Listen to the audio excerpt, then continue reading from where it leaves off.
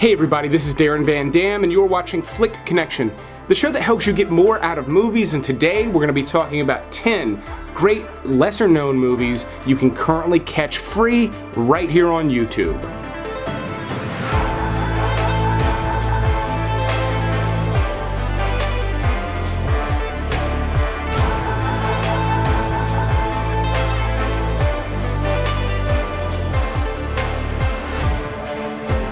So if you didn't know, there's always about 100 or so free movies included right here on YouTube. They run minimal ads just like any other regular YouTube video. And right now, there are some classic movies like The Terminator, Clue, The Usual Suspects, just to name a few. But in this video, I'm going to be telling you about 10 good movies that you have probably missed. One quick note before we start, these movies will not stay free on YouTube forever. They rotate the catalog constantly, so be sure you've clicked the subscribe button and the little bell icon. That way you get notified when videos like this get released right here on my channel. But we're going to start all the way at the back at number 10 with a little known movie called The Hunter.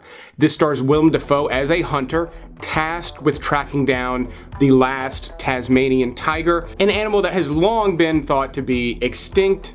And it is a fairly simple movie. Willem Dafoe obviously gives a good performance as always. Sam Neill is not in the movie much, but he's really good as well. And the movie's got a beautiful look to it. The way it's shot is fairly simple, but the locations are stunning. I will say this is a slow-paced movie. If you generally find you get bored with movies like that, then The Hunter is not going to be for you, but don't worry, I've got plenty more to choose from on this list. Unlocked is a very fast-paced movie with an incredibly stacked cast. And honestly, that cast is kind of what works against it because you would assume that it would be a better movie. However, it still is pretty good. It's just not as good as you would expect with a cast like Noomi Rapace, Orlando Bloom, John Malkovich, Toni Collette, and Michael Douglas. It doesn't quite live up to those folks. However, it's still a good spy flick. Noomi Rapace plays a CIA interrogator who gets roped into this really complicated plot. It actually reminded me a little bit of the first Mission Impossible movie.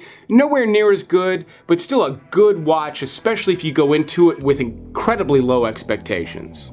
Blitz is by the book Jason Statham, but that ain't bad in my book. In this movie, Jason Statham plays a tough cop. No surprise there, but unusually, he's hunting down a serial killer. You don't see him do that very often, and in this movie, it's a serial killer who is targeting police officers. This movie actually has an incredible supporting cast, some really fantastic character actors you don't normally see in Jason Statham movies. So to me, even though this one is by the book Jason Statham, it does punch above its weight just a little bit, making it a really great pick, especially if you've never seen or heard of it. Now, while there is plenty more weirdness left on this list, my number 7 pick is far and away the weirdest. One of the weirdest things about it is the fact that James Franco is even in it. I'm not sure why he's in the vault, because he's not in it much. But what you get is a movie about a bank heist gone wrong. It does seem like something you've seen before for most of the movie, which isn't necessarily a bad thing. I love watching people rob banks, but there is definitely something much more sinister going on under the surface in the vault. It's kind of two different types of movies in one. I don't want to say much more, but this one does go to a very dark place. If you don't like stuff like that, stay away from it. But if you do, The Vault, while it's not a masterpiece, it does hold quite a few surprises in it, especially for kind of a straight to streaming thing that you have probably missed. Darth Vader has asthma, so name me one Star Trek character with a respiratory disease, because I'm drawing a blank. Fanboys is a flick every Star Wars fan should see. If you somehow missed it, I cannot recommend it enough. However, I'm not quite sure there's going to be enough meat on the bone with this one for people who don't love Star Wars. Because what you get is a basic road trip comedy, except this is a group of guys who are taking their friend who is dying of cancer to Skywalker Ranch to try to screen The Phantom Menace before it releases, because he's probably not going to make it to the release date. There's tons of nostalgia in this one. This movie came out long after The Phantom Menace released in theaters and we had all seen it, so that's kind of interesting. And there are some more heartfelt moments in this because their friend is dying of cancer. They handle that really well, but then you also just get silly, goofy nerd jokes all throughout. While it's not a great road movie, It is a cool little gem for Star Wars fans because of all the references. It's got a lot of really funny people in it that make this work, even though it does essentially feel like an elongated sketch. I still had a blast watching it. Monsters is a movie that will leave you wanting more, but that's not necessarily a bad thing. This takes place in an alternate world where giant alien monsters have inhabited the world, and there are quarantine zones that you don't go into, and it's very much a metaphor for migration. They're coming up from South America, trying to make it to the United States. The metaphor is pretty clear, but then for it to be in this backdrop of this world where monsters exist is really cool. The reason you're gonna want more is because they give you just a taste of the monsters. They do this incredible job building this world in this very small movie with very minimal visual effects, but they do such a good job building out that world. You want to see more of it, and the movie is not going to give it to you. It stays focused on this very small story, but going into it with the proper expectations, Monsters is a very good movie. Just don't really expect it to be much of a monster movie. While I absolutely loved Sin City, I hated everything about A Dame to Kill For. So for me, Sin City's spiritual sequel is The Spirit. So the story with this is that Sin City was directed by Robert Rodriguez, one of my favorite directors, and Frank Miller, who originally wrote and illustrated Sin City, 300, some of the best Batman stories ever written. He is one of the most legendary people in that industry, and this was his first time directing a movie. Then he moved on to direct The Spirit by himself, and it looks and feels a lot like Sin City. Now, while I don't like it nearly as much as Sin City, it is miles better than Sin City's sequel, which is why I call it the spiritual sequel to Sin City.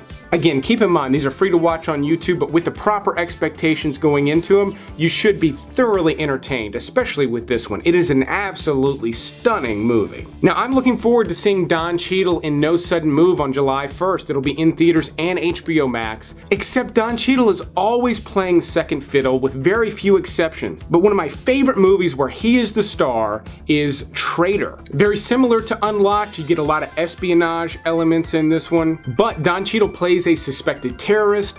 Guy Pearce is an agent trying to track him down. This movie's got a cool, slick look to it, and it's fairly complex. Not too complex to follow, but it's got a bunch of surprises in it, and of course Don Cheadle's great. He's always great. I wish we saw him in leading roles more.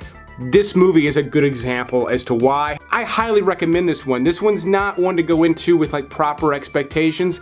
This is just a good espionage type flick that did okay, but not nearly as good as it deserved. Now we're on to my number 2 pick, which is easily the second best movie about magicians in the turn of the century. That is The Illusionist. The first best is The Prestige, there's no question about that, but The Illusionist is a pretty close second place. This stars Edward Norton, Jessica Biel, and Paul Giamatti, and Edward Norton plays an illusionist who may or may not actually have something else up his sleeve. It's got a beautiful look to it. I love the era, and the whole magician vibe is absolutely fantastic. And with this movie, you do get a good story. This is another one that I highly recommend. This is not, you gotta have right expectations. If you like Edward Norton, you like the setup for this one, you're gonna dig this movie. And now for my number 1 pick. Even though it will feel a little bit dated at this point, I consider The Count of Monte Cristo to be one of the most underrated movies of all time. It is a classic story, classic book. Odds are a lot of you maybe read this book in high school. The movie depiction of the story I think is pretty fantastic. It does suffer from some pacing issues, but I think that's just because it's got a few years on it. They probably didn't feel slow back when it was released. It does now, but it's this long, epic journey, classic story. I'm not going to give any spoilers on it, but great sword fights. Guy Pearce is in this again. He plays a really great character, and you do get some great scenes of action. Again, big sweeping sword fights that really deliver. This is a fantastic movie that, again, did okay back when it was released, but I think it deserved a lot more respect. The filmmaking here isn't next level or anything. It's pretty by the book, but it is a fantastic delivery device for this incredibly classic story that I think everyone should take in in some capacity, whether you read it or watch this movie. Let me know in the comments below what you plan on watching from this list. Also, help me thank the Patreon supporters. If you're interested in becoming a Patreon supporter, there's a link down in the description. You can go check it out and see what the benefits are. There's also a link down there where you can become a channel member right here on YouTube and get access to exclusive videos. But I will keep making these videos as long as you keep watching them. Thanks for checking out this YouTube list, and you will see me on the next one.